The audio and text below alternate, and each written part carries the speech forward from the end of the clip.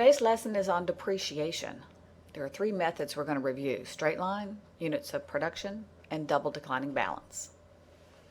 Depreciation expense spreads the cost of an asset over its life because it's going to benefit many periods and many years. It's not a way to figure out what it's worth if you were to try to sell it. So the cost comes off the balance sheet periodically as it is used up. You can see the book value here going down. How does it do that? By booking the depreciation expense into a contra asset account called accumulated depreciation.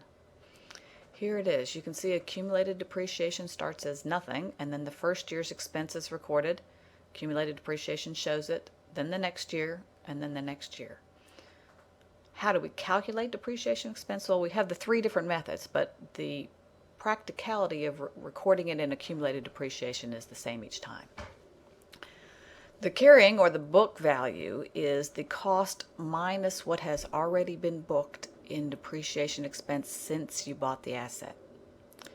Here's straight line. Here's the formula: cost minus salvage over the useful life. Here is the units of production formula. Just a quick review. It's also in your book. And then double declining balance, which is our third method. Here is the formula. Okay, just a quick theory there. Straight line, it's the same amount every period, whereas the double declining balance, which is an accelerated method, there's more depreciation in the beginning of the life than at the end of the life. So they're depreciating the same amount over the full amount. They do it at different speeds. Now for units of production, you don't know if you're going to be faster or slower than straight line because it depends on the production, how fast you use up the productive capacity. There's something called a part year convention when you buy and sell assets in the middle of the year. Rather than having to prorate all the way down to the actual day or part of the month, you just do a half a year in the year you buy and the year you sell. All right, let's try to do the computations. Here's a tractor. Let's use all three methods, and let's do the first and the second year. Freeze the frame, use your formulas, see how you do. Okay, here's your straight line, taking your cost minus your salvage, dividing by your life, so it's $8,000 per year. You see the book value going down by $8,000 per year.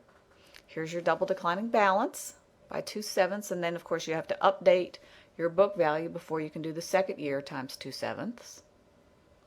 And then units of production, you take this year's production out of the total life expected production times the depreciable value.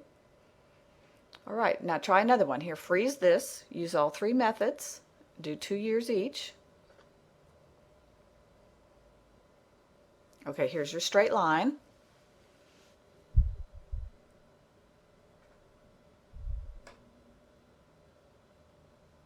There's your double declining balance. Notice you had to update the book value to do the second year. You have to do that again to do the third year and so forth. Here's the units of production method.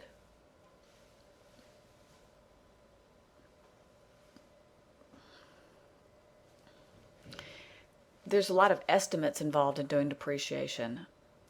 If you make an error, you just wrote down the wrong number, you have to fix it. But if there's just a change in estimate, then going forward you recalculate depreciation for the rest of the life of the asset. You don't go back and fix it.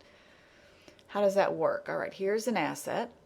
At the end of the third year, you figure out, uh-oh, there's not going to be a salvage. You didn't make a mistake. You thought it was $4,000 to begin with, but you realize now it's a little bit later and you have more accurate data. So now we're going to, for the last 4 years of the life, we're going to fix it. What are we going to do? Okay, we've got to first update the book value and then calculate a new depreciation. Okay, the book value at the end of the third year, when we discover we have a change in estimate, is $36,000.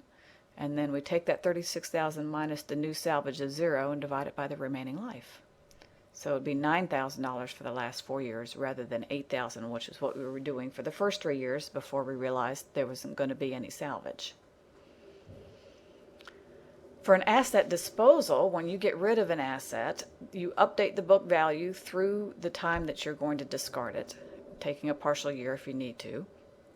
And then you take the cost and the related accumulated depreciation off the books, and then if what you got was more or less, you have a gain or loss. Try these two vehicles, see if you can figure out how it's done. Let's do the gray one first. We've got to do depreciation for the first and the second year, and then the third year we're going to take a half a year because we got rid of it in the middle of the third year. So here's our book value, and we got $42,000 for it. Our book value was $52,000, so we have a $10,992 loss. There's the journal entry to get rid of that asset. All right, freeze the frame on this one, on the green vehicle. See if you can do this one the way we just did the gray one. Okay, so you had to do the first 2 years of depreciation and then half a year for the third year for the half-year convention. So we have a carrying value of the $44,928, and you got $51,500 for it, so you have a gain on this one. So there's your journal entry to record your gain. Intangible assets are ones you can't touch. They're typically contracts, patents, and royalties and so forth. They are amortized. They always use straight line, which is just like straight line for fixed assets or operating assets. The difference is we have a different name for them. We call them amortization expense and accumulated amortization rather than depreciation. So just a little terminology change. Otherwise, same calculation.